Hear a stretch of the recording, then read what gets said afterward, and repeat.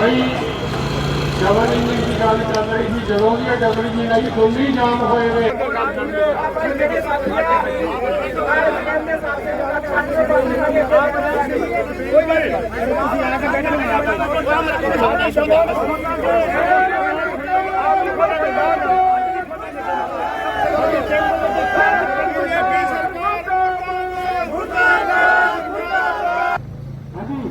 साढ़े भविष्य से अपने बच्चे का सारे बाहर चले गए बेचारे वो छोटा सा दिहाड़ियां करते हैं कई अच्छे काम करने का तू घाटा है शादी चुका छड़ दो फिर तुम कहीं मुकाम देंगे क्योंकि उन्होंने अगे लम्मा पै गया ये मोदी सरकार ने अगे लम्मी पै गई अमरीका के अगे एक मिनट फिर एक जो जोतरा लग जाए फिर भी उन्होंने मत्तर छप जाता। ਤੁਸੀਂ ਆਖੋਗੇ ਵੀ ਇਰਾਨ ਜੰਗ ਦੇ ਨਾਲ ਸਾਡਾ ਕੀ ਨੁਕਸਾਨ ਹੈ, ਕਿੱਧਰ ਦੀ ਗੱਲ? ਜਿੱਥੇ ਇਰਾਨ ਦਾ ਰੌਲਾ ਤੇਲ ਦਾ ਉੱਥੇ 30% ਖਾਦ ਆਉਂਦੀ ਹੈ। ਖਾਦ ਵੀ ਪੈਟਰੋਲੀਅਮ ਪਦਾਰਥਾਂ ਤੋਂ ਬਣਦੀ ਹੈ, यूरिया ਤੇ ਹੋਰ ਖਾਦਾਂ। प्रदर्शन का एक ही मुद्दा है, सरकार किसानों की फसलों को, गेहूं को अब सीजन चला हुआ है उसको एमएसपी के ऊपर नहीं खरीदना चाहती। बेशक जो गेहूं का रेट है एमएसपी का वो 2585 रुपये है, लेकिन सरकार उसे खरीदने से मना करने के लिए अलूल जलूल नीतियां बना रही है, जिससे किसानों की जो फसल है वो मंडियों में नहीं बिक रही। बायोमेट्रिक जो है वो ज़रूरी कर दी है। कभी बोलते हैं कि अपने ट्रैक्टरों के आरसी को लेकर के आओ, कभी कहते हैं जिसके नाम ज़मीन है उसको लेके आओ। बुजुर्ग लोग जिनके नाम ज़मीन है वो वहाँ बायोमेट्रिक करवाने के लिए नहीं जा सकते।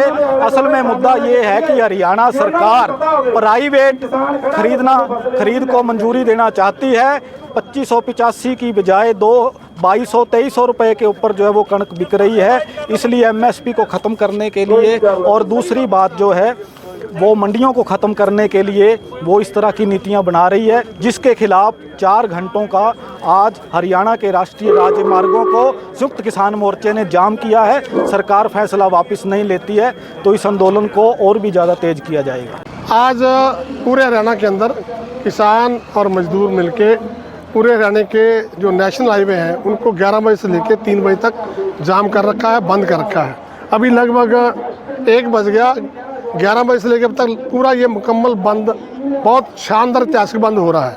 इसकी वजह यह है कि हरियाणा सरकार जो है इन्होंने एक तुगलकी फरमान जारी किया किसानों के ऊपर कि किसान जब खेत के अंदर अपना अनाज लेके जाएगा तो उसका बायोमेट्रिक होगा, उसके ट्रैक्टर के ऊपर नंबर लिखा होना चाहिए, और इस तरह की मुश्किलें पैदा कर दी कि जो अव्यवहारिक हैं ज़मीनी स्तर पर लागू नहीं हो सकती। हरियाणा के अंदर एक समय एक सरकार थी, उन्होंने किसानों को ये कहा था कि जो ट्रैक्टर है वो आपका बैलगाड़ी की तरह आप इस्तेमाल कर सकते हो, कोई आरसी की ज़रूरत नहीं, कोई नंबर प्लेट की ज़रूरत नहीं। लेकिन ये जो डबल इंजन की सरकार जहाँ भी है वहाँ ये लोगों के सब्र को परखने की, उनकी सहनशीलता को मतलब नापने की प्रयास कर रहे हैं और लोगों के ऊपर लगातार जो है वो जबर कर रहे हैं, उनके ऊपर अत्याचार कर रहे हैं। आप समझिए कि जो किसानों की बच्चों की तरह पाली हुई फसलें पक्के तैयार हो गई और उसने मंडी में लेके जानी है, और इस तरह के तुगलकी फरमान जो कि अव्यवहारिक हैं, किसान के पास पुराने ट्रैक्टर नंबर वगैरह, उनकी आरसी वगैरह उनके पास नहीं है, और फिर वो पड़ोसी का ट्रैक्टर ले लेता है किसान। कभी कुछ लोग राजस्थान से ट्रैक्टर खरीद के लाते हैं, ये इस तरह के ट्रैक्टर हैं कि उनके आरसी वगैरह पॉसिबल नहीं है दिखाना। और दूसरी बात जो बायोमेट्रिक है, ये जो सिस्टम है, मतलब इंटरनेट अगर फेल हो जाए, सर्वर डाउन हो जाए तो किसान के खेत में कंबाइन चल रही है, और वो क्या सर्वर वो अपना बायोमेट्रिक नहीं होगा तो क्या वो उसकी ट्रालियाँ नहीं उतरेंगी? अगर नहीं उतरेंगी तो उसके खेत का फसल कैसे आएगा? आज क्या है कि एक तरफ किसानों के ऊपर मौसम की मार पड़ रही है, बहुत ज़बरदस्त बरसात हुई है इन दिनों में, बहुत ज़्यादा ओलावृष्टि हुई है, जिससे किसानों का पहले भी बड़ा नुकसान हो चुका है। सरकार को चाहिए तो यह था कि लोगों के साथ हमदर्दी दिखाते हुए जो फसल की बर्बादी हुई है उसका मुआवजा तय करती, लेकिन यहाँ पे जो उसका मॉइस्चर रेट है वो 12 तय किया गया है। अब ये मौसम की मार जो है ये किसान के तो बस में है नहीं।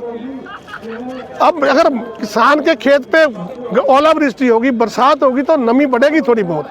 तो हमारी आज तो एक तो ये डिमांड है कि ये जो तुगलकी फरमान, जो काला कानून किसानों के ऊपर लादा गया है, इसको इमीडिएट सरकार वापस ले। दूसरा जो मॉइस्चर है वो 12 से बढ़ाकर लगभग 14 किया जाए, ताकि किसान की फसल बेरोक टोक बिक सके। और अगर इन्होंने सरकार ने ये नहीं समझा तो आने वाले दिनों के अंदर सरकार को बहुत, जब ये गांव में आएंगे तो हम इनको हार नहीं पहनाएंगे, इनको रूढ़ियों पे बिठाएंगे। हम रूढ़ियों पे जो हमारे खेतों में गोबर के ढेर होते हैं वहाँ बिठाएंगे और इनको आने वाले दिनों राजनीतिक नुकसान भी होगा। इसलिए हम इस आंदोलन के द्वारा आज ये सावधान करने आए सरकार को और हरियाणा की पूरी जनता को मैं अपनी तरफ से और भारतीय किसान यूनियन एकता उग्राह की तरफ से ये मुबारकबाद देता हूं कि उन्होंने इकट्ठे होकर पूरे हरियाणा को एकदम 4 घंटे के लिए जाम कर दिया और सरकार हम समझते कि ये बात समझेगी और इस कानून को वापस लेगी।